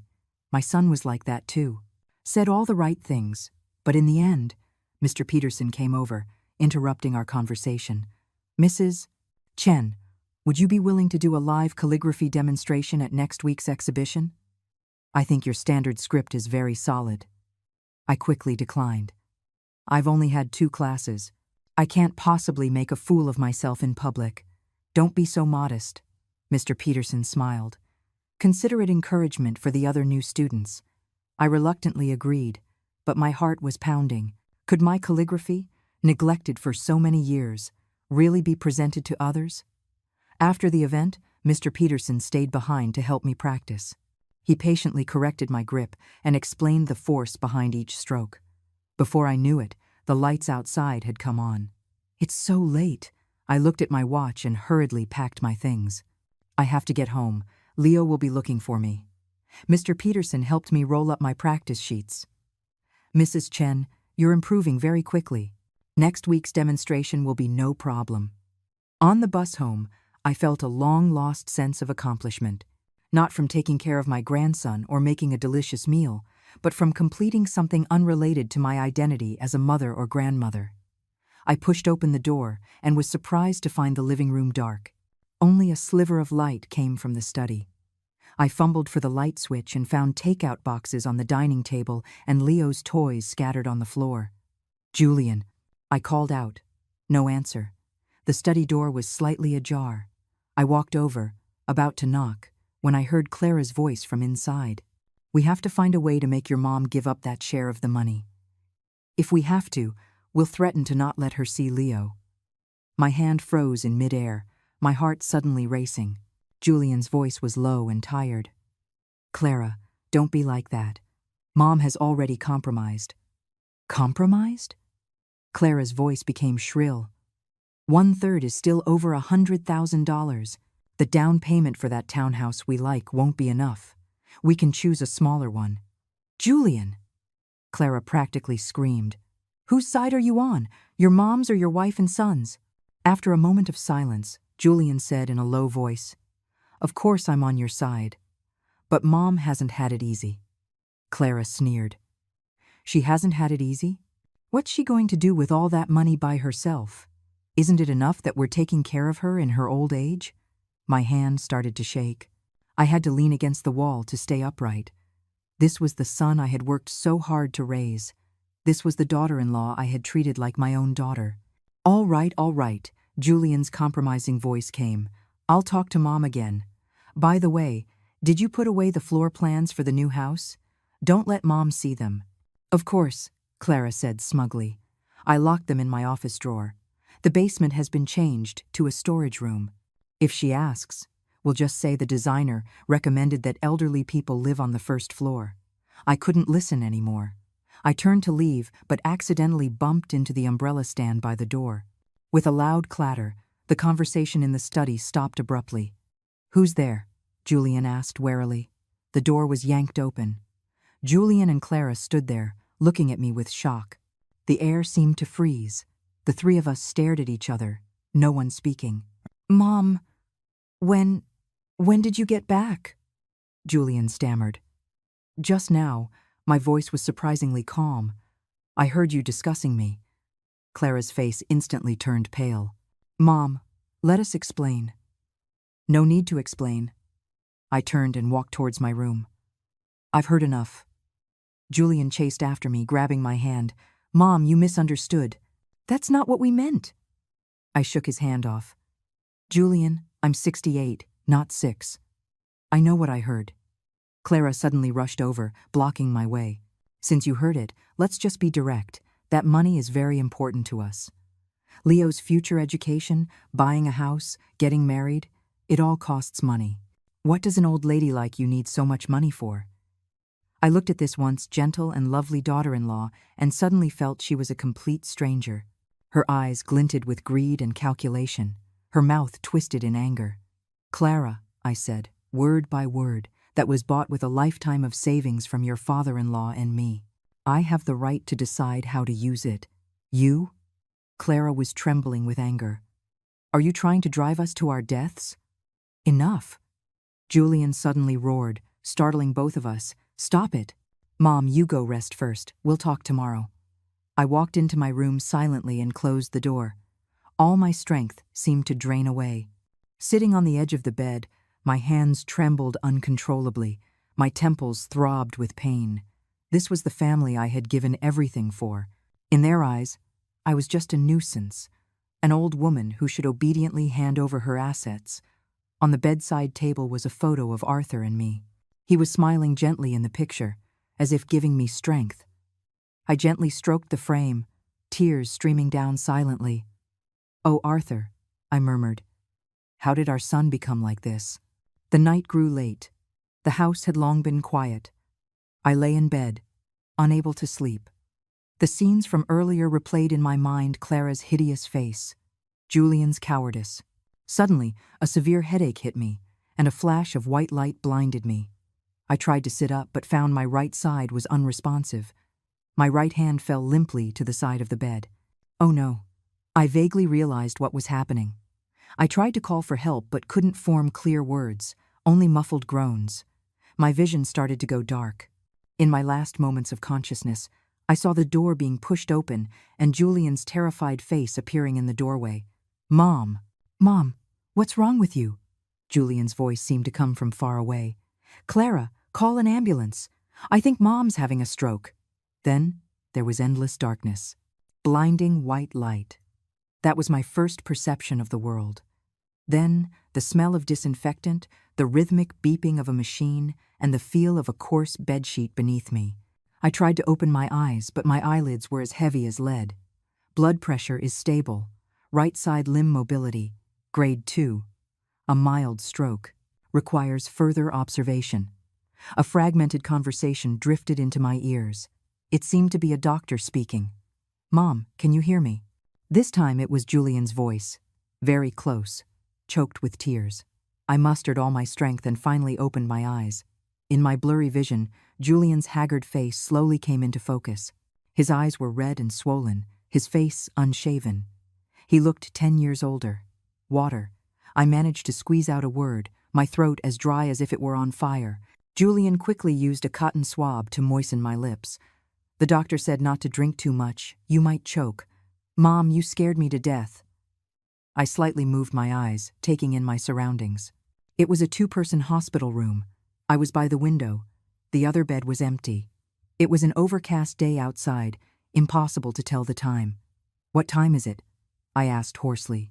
3 in the afternoon. Julian looked at his watch. You were unconscious for a day and a night. I tried to move my right hand. I could only feel a faint sensation. I couldn't lift it. My right leg was the same. My left side could move, but any large movement made me dizzy.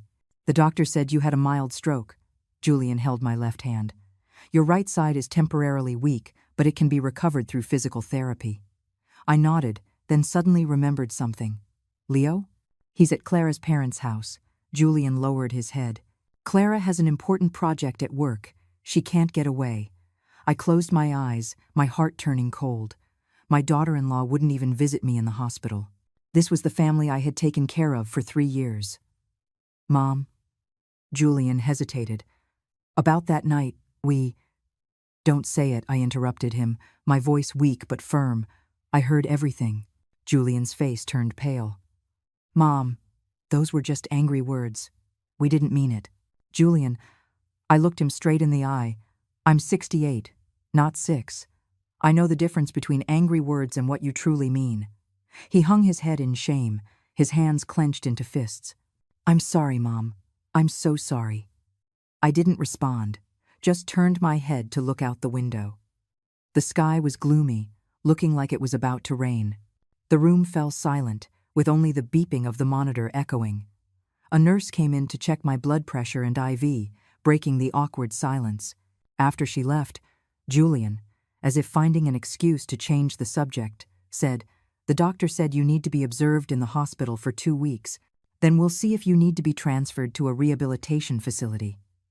What about the cost? I suddenly asked. Julian was taken aback. What? The hospital bills, the treatment fees, I said calmly. My insurance doesn't cover much. That, Julian stammered. Don't you worry. Clara and I will figure something out. I gave a cold laugh. With my demolition money. Julian's face flushed. Mom, that's not what I meant. Then what did you mean? I pressed him. Weren't you in a hurry to use that money to buy a townhouse? Julian was at a loss for words. After a long while he mumbled, Mom, you need to rest now. We'll talk about this later. Just then, the door to the room opened and a familiar figure walked in. It was Mr. Peterson, holding a bouquet of flowers. Mrs. Chen. He walked quickly to my bedside. I heard you were hospitalized. I came to see you. I looked at him in surprise. Mr. Peterson, how did you... The nurse at the community center told me. Mr. Peterson placed the flowers on the bedside table. Everyone is worried about you. Julian stood up awkwardly. "This is James Peterson, my mom's calligraphy teacher. Julian Chen," he introduced himself. "My mom's son." Mr. Peterson shook his hand, his expression complex. He turned to me. "Mrs. Chen, don't worry about the class. Just focus on getting better. Pat and the others all said they wanted to visit, but I was afraid it would be too many people and disturb your rest, so I told them to come in a few days." I was so moved my eyes welled up. "Thank you. I'm sorry to have worried everyone." Mr. Peterson asked about my condition and said he could connect me with a very good physical therapist. The whole time, Julian stood to the side, looking out of place. After a while, Mr. Peterson got up to leave. "You rest well. I'll come see you again." Before he left, he gave Julian a meaningful look. "Family is the most important thing. I hope you cherish it." After Mr. Peterson left, Julian was silent for a long time. Suddenly, he said, "Mom, I'll go buy you some fruit," and then hurried out of the room. I lay alone in the hospital bed, looking at the flowers Mr. Peterson had brought a bouquet of carnations and baby's breath, simple and fresh. The card read, "Wishing Mrs. Chen a speedy recovery. From all the members of the community center calligraphy class." A simple greeting, but it brought tears to my eyes. These people I had known for only 2 weeks cared more about me than my own family. In the evening, the door to the room opened again. I thought it was Julian, but instead I saw Pat peeking in. "Mrs. Chen," she whispered, holding a thermos. I snuck in. The nurse wouldn't let non-family members visit. I was so happy I tried to sit up. Pat quickly stopped me. Don't move, just lie down." She opened the thermos, and a fragrant aroma immediately filled the room. I made some chicken soup. It's good for recovery. With Pat's help, I drank a few sips of the hot soup. My stomach instantly felt warm. "Where's your son?" Pat looked around. "Why isn't he here?" "He went to buy something," I said softly. Pat pursed her lips. "You're in the hospital, and he has time to go shopping?" She lowered her voice. "Mrs. Chen, let me tell you something. My son was the same way. When I was sick in the hospital, he was busy looking at houses with his wife." I shook my head with a bitter smile. "Pat, please don't." Okay, let's not talk about sad things." Pat patted my hand. "Did you know? Mr. Peterson had your Harmony in the Family piece framed. He said he's going to put it in the most prominent spot at the exhibition." I looked at her in surprise. "I wrote it so poorly." "Who says?" Pat's eyes widened. "Mr. Peterson said your characters have a strong structure that you must have practiced since you were a child." As we were chatting, the door was suddenly pushed open. Julian stood there with a bag of fruit, clearly surprised to see Pat. "And you are?" "I'm a friend of Mrs. Chen's." "My name is Pat." Pat stood up, looking Julian up and down. "You must be her son, right? You look just like her." Julian nodded awkwardly. "Hello. Thank you for visiting my mom," Pat said meaningfully. "Mrs. Chen is very popular at our community center. Everyone loves her. You're very lucky to have such a wonderful mother." Julian's face turned red, then pale. He could only nod in agreement. Pat stayed for a little longer, then left. Before she went, she whispered to me, "Mrs. Chen, remember, if you need anything, just ask. We old folks may not have much money, but there's strength in numbers." I squeezed her hand gratefully. After Pat left, Julian silently peeled an apple, cut it into small pieces, and fed it to me. Neither of us mentioned the unpleasantness from before, but in the silence, something seemed to be slowly changing. At night, when the nurse came to give me my injection, Julian was asked to leave the room. When he came back, his face was unusually grim. "What is it?" I asked. Julian hesitated. Clara called. She said Leo has a fever. She can't leave, so she wants me to go back. My heart tightened.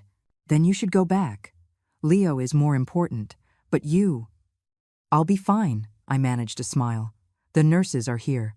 After a moment of internal conflict, Julian finally said, "Then I'll go back and check. I'll be here first thing in the morning." He helped me adjust my bed, poured a glass of water, and placed it within reach. "Mom, if you need anything, just press the call button." Watching his retreating back, I had mixed feelings. When Leo was sick, he rushed back immediately. When I had a stroke, he hesitated. That was reality. The night grew late. The room was quiet except for the beeping of the monitor. The other bed was still empty. The moonlight shone coldly through the window. I tried to move my right hand. I could still only move my fingers slightly. The doctor said physical therapy could help, but how long would it take? Would there be any lasting effects? If I really became disabled, would Julian and Clara take care of me? Or would they send me to a nursing home? These questions coiled around me like venomous snakes, keeping me from sleep. The next morning, the doctor came for his rounds. He said my condition was stable and I could start simple rehabilitation exercises. A young therapist taught me how to move my fingers and toes. Although each movement was incredibly difficult, I gritted my teeth and persisted. Julian didn't show up until noon, his eyes bloodshot. Leo's fever went up to 102. It was a rough night. "And now?" I asked eagerly. "He's better." Julian sat down wearily. "Clara took the day off to take care of him." I nodded and said no more. Julian looked exhausted. He leaned back in his chair and soon dozed off. In the afternoon, a community worker, Sarah, suddenly visited, bringing a basket of fruit. "Mrs. Chen?" She walked quickly to my bedside. "I heard you were hospitalized. I'm here on behalf of the community to see you." I was a little surprised. "Sarah, how did you know?" "Your son mentioned it when he came to the community office to handle some paperwork." Sarah lowered her voice. "Mrs. Chen, about the demolition. Your son came yesterday and revoked the previous power of attorney. He said you would handle it personally after you're discharged." I looked at the sleeping Julian in surprise. I never expected him to do that on his own. Sarah continued. "He also asked about legal protections for the elderly. Mrs. Chen, your son actually cares a lot about you." I shook my head with a bitter smile. "I hope so." Sarah talked about some recent community news and left her contact information before she left, saying I could call her any time. In the evening, Clara actually came to the hospital with Leo. Leo's face was still a bit pale, but he was in good spirits. He called out Grandma as soon as he entered and rushed to my bedside. "Be careful!" Clara quickly pulled him back. "Grandma is sick. You can't touch her." I reached out my left hand and stroked Leo's hair. "It's okay, sweetie. Grandma's fine. Is your fever gone?" Leo nodded and took a crumpled piece of paper out of his pocket. "I drew this for Grandma." On the paper was a crayon doodle of a person in a hospital bed with a smaller person standing next to it. "It's beautiful," I praised him sincerely. "Grandma loves your drawings the most." Clara stood by, her expression complex. "Mom, are you feeling better?" "Much better," I said calmly, noticing the dark circles under her eyes. It seemed Leo's illness had taken a toll on her too. Clara wrung her hands. "Don't worry about the medical bills. Julian and I have discussed it. We'll pay for it with the demolition money," I asked directly. Clara's face flushed. "No, I mean, with our savings." Leo looked up curiously.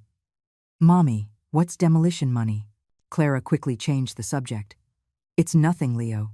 Do you want an apple? Mommy will peel one for you." Watching Clara's flustered state, I found it somewhat amusing. The once so assertive daughter-in-law was now so timid in front of me. Was it because I was sick? Or had Julian finally stepped up? They didn't stay long, saying they were afraid of tiring Leo out. Before leaving, Clara, for the first time, said, "Mom, you rest well. Call if you need anything." I nodded without saying much. Change doesn't happen overnight, but at least this was a start. That night, Julian stayed with me. I woke up in the middle of the night to find him sitting in the chair by my bed, looking at something in the dim light. I looked closer and saw it was the growth album I had made for him, from birth to college graduation. Next to each photo, I had written the date and a little story. He was so engrossed he didn't even notice I was awake. In the moonlight, I saw him wipe his eyes with his hand. At that moment, I suddenly understood. My son might have lost his way, but deep down, he was still the boy who would cry over an album his mother made. It was just that the adult world was too complicated. Marriage, career, children, all the pressure had made him forget his original self. I gently closed my eyes, pretending to be asleep. In a corner of my heart, the ice began to quietly melt. On the 7th day of my hospital stay, I could already lift my right hand slightly. Although I couldn't hold anything yet, the physical therapist said I was making great progress. Julian came almost every day, sometimes with soup from home, sometimes just sitting quietly with me during my therapy. Clara had visited twice more, always with Leo. Her attitude was much softer than before, but her eyes always held a hint of caution, as if she were on guard against me suddenly bringing up the demolition money. That afternoon, I was practicing gripping a rubber ball with the therapist when Mr. Peterson suddenly appeared at the door. "Mrs. Chen," he walked over quickly. "You're looking much better." I put down the rubber ball, surprised and happy. "Mr. Peterson, what brings you here?" "I came to bring you this." He took a photo out of his briefcase. It was from the art exhibition at the community center. The Harmony in the Family piece I had written was framed beautifully and placed in the center of the display. "Everyone misses you very much," Mr. Peterson smiled. "Pat talks about you every day, says the tea parties aren't the same without Mrs. Chen." I stroked the photo, my nose tingling. "Please thank everyone for me, Mr. Peterson then told me that after seeing the exhibition, the community had invited the senior center to host a calligraphy class, and they had specifically requested me as a teaching assistant. Me? I stared in disbelief. "I've only had a few lessons." Mr. Peterson said, "You have a gift," he winked, "and the community residents all like you." As we were talking, Julian pushed the door open and was clearly surprised to see Mr. Peterson. "This is James Peterson, my mom's calligraphy teacher," I introduced them. Mr. Peterson extended his hand. "Julian Chen." Julian shook his hand, his expression complex. "Thank you for visiting my mom. Mrs. Chen is our pride and joy." Mr. Peterson patted my shoulder. "Her calligraphy is improving by leaps and bounds. She's the star student in our class." Julian looked at me in astonishment. "Mom, you're that good?" I felt a little embarrassed. Mr. Peterson is exaggerating. Mr. Peterson stayed for a little longer, then left, saying that when I was discharged, they would hold a welcome party for me. Julian walked him to the elevator and came back looking thoughtful. "Mom," he sat by my bed, "you really love calligraphy, don't you?" I nodded. "I loved it when I was young. I just never had the chance to learn." Julian was silent for a moment, then suddenly said, "Mom, I'm sorry. I never knew you had this hobby." "It's okay," I said softly. "You're busy with work. I understand." This seemed to sting him. He lowered his head. His hands clenched into fists. "No, Mom. It's because I wasn't paying attention. I've always seen you as Mom, but I forgot that you are also Eleanor." I looked at him, surprised he would say something like that. "Julian." "Mom." He looked up, his eyes red. "When you're discharged, let's have a proper talk. About the demolition money, about the future. I have some thoughts." I nodded, feeling both hopeful and anxious. What would be the outcome of this talk? A real reconciliation or a new round of games? 3 days later, the doctor finally approved my discharge. Although my right hand hadn't fully recovered, I could manage my daily life. Julian and Clara came to pick me up together. Leo didn't come because he had preschool. When I got home, I found the house was clean and tidy, with a bouquet of flowers on the dining table. Clara, for the first time, cooked herself, making a few light dishes.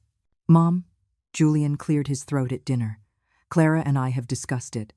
After you've rested, we'll have a family meeting to clear things up." I put down my chopsticks. "We can talk now." Julian and Clara exchanged a look. Then Julian said, "All right. About the demolition money for the old house, we've decided to respect your wishes." "Respect your wishes?" Clara suddenly interrupted. "Mom, we found a 3-bedroom apartment not far from here. The neighborhood is very nice." She took out a brochure from her bag.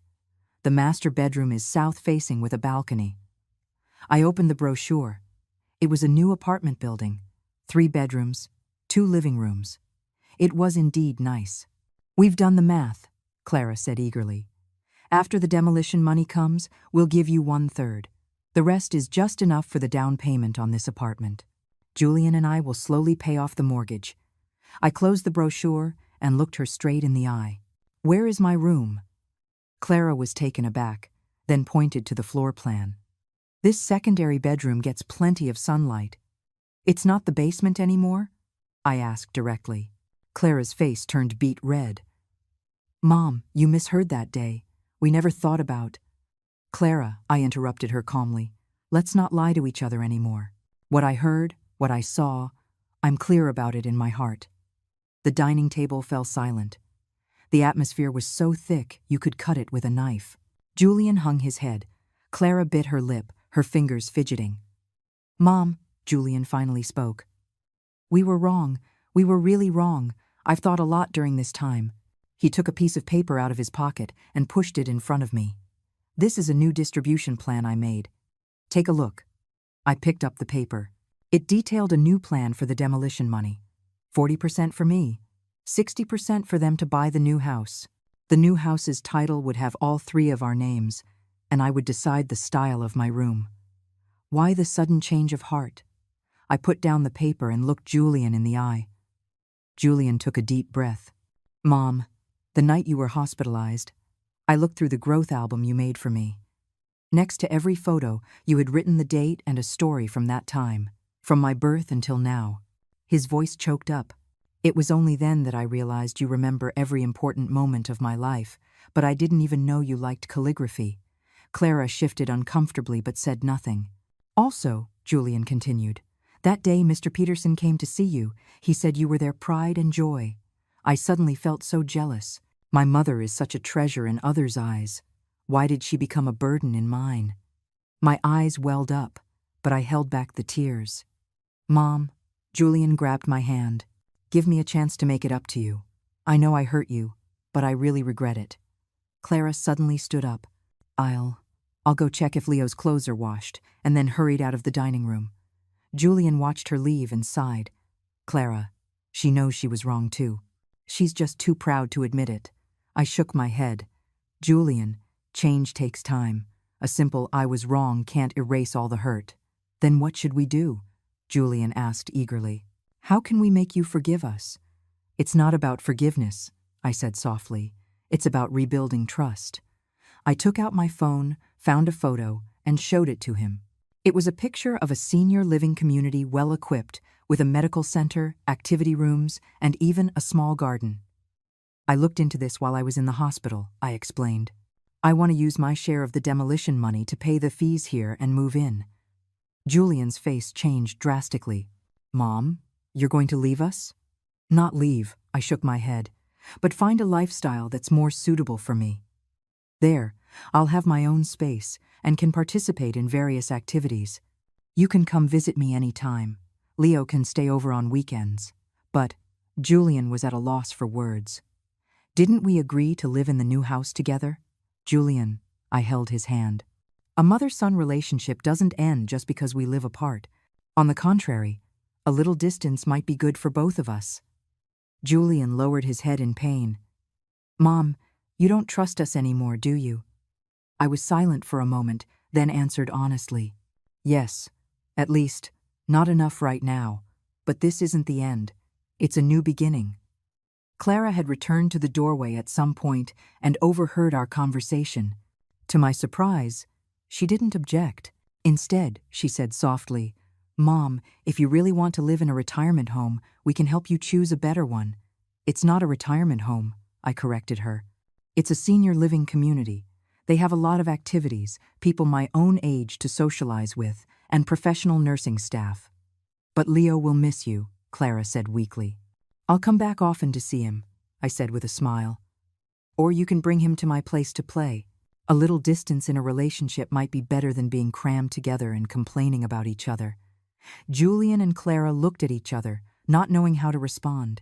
Also, I continued, I plan to use part of the money to set up an education fund for Leo, specifically for his future schooling. Clara's eyes lit up. Really, Mom? Of course, I nodded. He's my grandson. I love him. This seemed to touch Clara.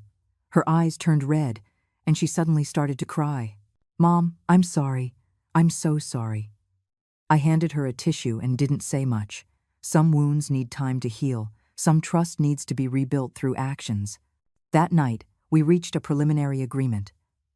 After the demolition money came, 40% would be mine for the senior community fees and Leo's education fund. 60% would go to Julian and his family for their new house. The new house would have a room reserved for me, and I could stay there any time. As for the senior community, I planned to try living there for 3 months to see if it suited me. Before bed, Julian came to my room, holding an old box. "Mom, I found this when I was cleaning out the study." I opened the box. Inside were all my paintings and design sketches from when I was young. Some had yellowed, but they were well preserved. I had completely forgotten about these. "You see," Julian said softly, "you were so talented once, but you gave it all up for me and Dad." I stroked the yellowed drawings, memories flooding back. Yes, I once had dreams, hobbies, an identity other than mother and wife. "Mom," Julian knelt before me, looking up at me like he did when he was a child. "I support your decision to go to the senior community. Not because I don't want to take care of you, but because I want you to find yourself again, to be as happy as you are at the community center." My tears finally fell, dripping onto those youthful dreams. Julian hugged me, gently patting my back, just like I used to comfort him. At that moment, I felt like I could see the light at the end of the tunnel. Maybe we really could find a new way to get along, not through sacrifice or demands, but through mutual respect and fulfillment. 3 months later, sunlight streamed through the floor to ceiling windows, illuminating the calligraphy piece I had just finished.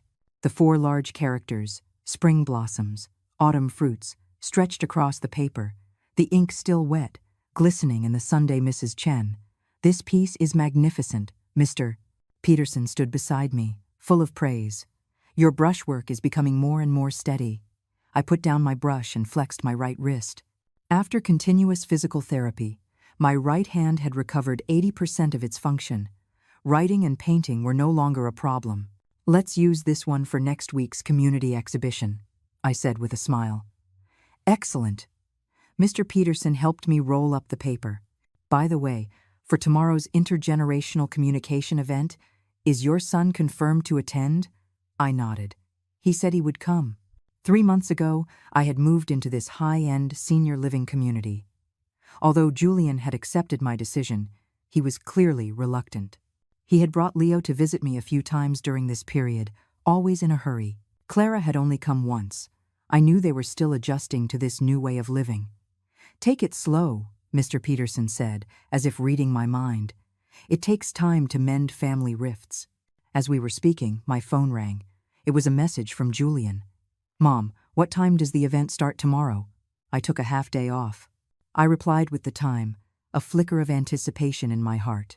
I had proposed this intergenerational event, inviting family members to visit the community, understand the lives of the elderly, and promote mutual understanding.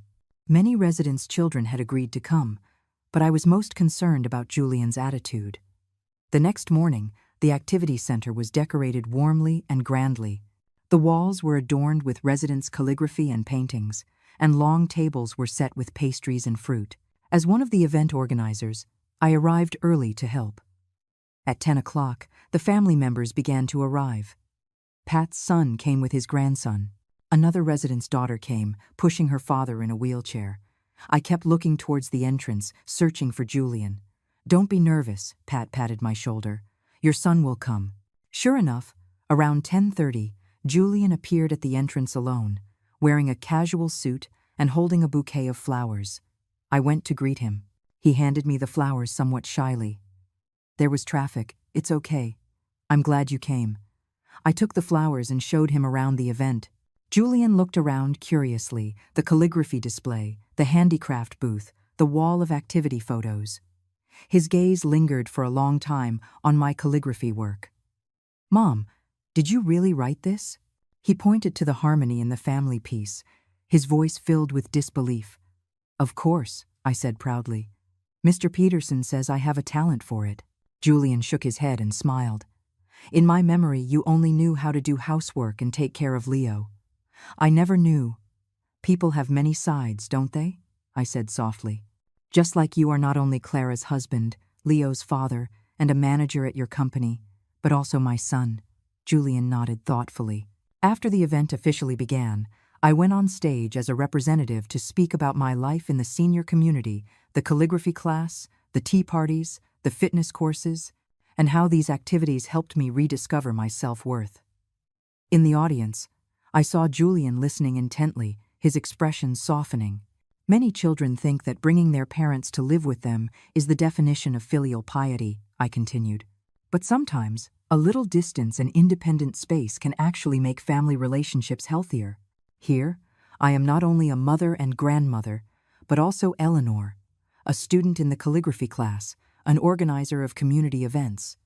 After my speech, there was thunderous applause. Julian stood in the back row, clapping particularly hard, his eyes shining.